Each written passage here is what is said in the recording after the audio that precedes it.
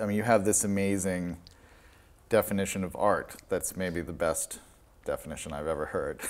Well, it used to be my definition of culture. I used to say culture is everything you don't have to do. But culture is a very confusing word because there's the anthropological meaning of culture, meaning, you know, kinship and religion and language and all that sort of thing.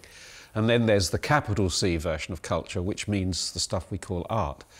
But what I mean is something actually in between those two. I call art everything that is the sort of stylistic overlay to the things you do. So, for example, you have to wear clothes, but you don't have to wear Levi's or Yves Saint Laurent or Coco Chanel. So there are a lot of elaborations that we make on top of the things we have to do. And in fact, most of our time is spent thinking about those elaborations. We spend a lot of our thinking time in the world of style.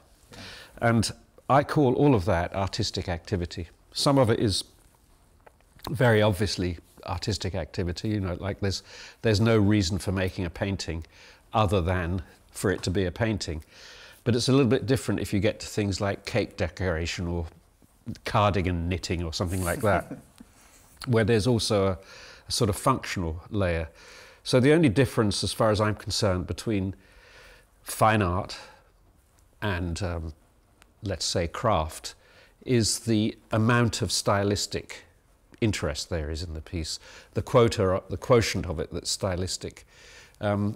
As I say, a painting doesn't exist for any other reason than to be a painting, unless you're using it to cover a hole in the wall, of course, which you could do, but that would be a rare example of a functional painting. Or you could encode a treasure map in it or something like that, or an insult to somebody. But generally speaking, paintings don't have a job other than to be pictures, to be purely stylistic experiences. Once you expand the definition from painting and ballet all the way to cake decoration and, you know, hairstyles, yes, you realize that there's a massive amount of just focus and energy and emotional investment in that layer. It's the biggest business.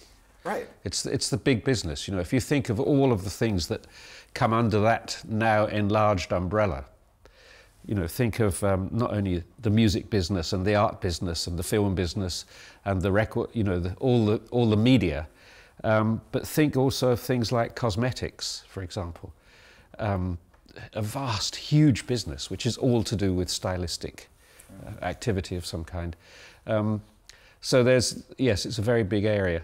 And of course, the question I am always wondering and always have been wondering about is, why do we do it? Right. Why do we have such an interest in this and spend so much time doing it?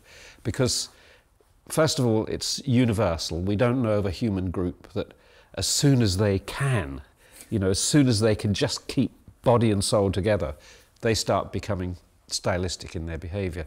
And this goes right back to 50,000 years ago, you know, when people start cave painting and making little sculptures and so on. You think, why were they doing it? And why was anybody else interested in the fact that they were doing it? Because it seems that